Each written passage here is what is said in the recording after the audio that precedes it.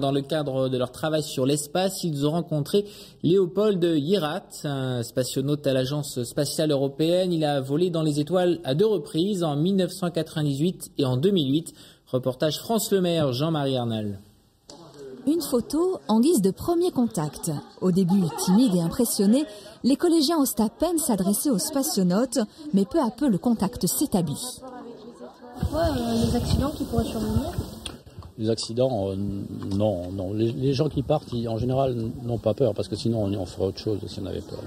Lucie a 13 ans, des rêves d'étoiles et d'astronomie plein la tête.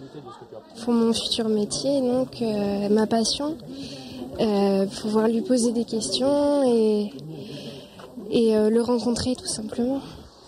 En confiance, les collégiens profitent de ce moment privilégié pour poser les questions les plus variées sur la vie à bord de la Station spatiale internationale.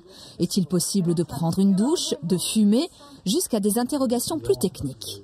Alors je rêvais de ce genre de métier justement, mais oui, je crois que malheureusement aujourd'hui, peut-être que ça n'a pas le même impact que ça avait il y a une quarantaine d'années lors des premières missions habitées spatiales, en particulier lors des vols lunaires.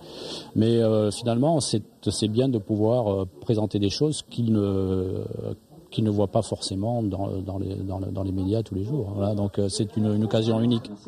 Depuis la rentrée, ces collégiens participent à des ateliers animés par les astronomes et les radioamateurs.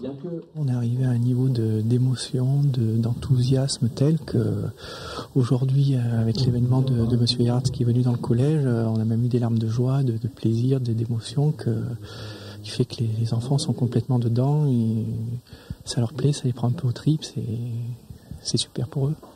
Point d'orgue de cette sensibilisation à l'espace, en juin, le groupe entrera en communication 10 minutes avec la Station spatiale internationale.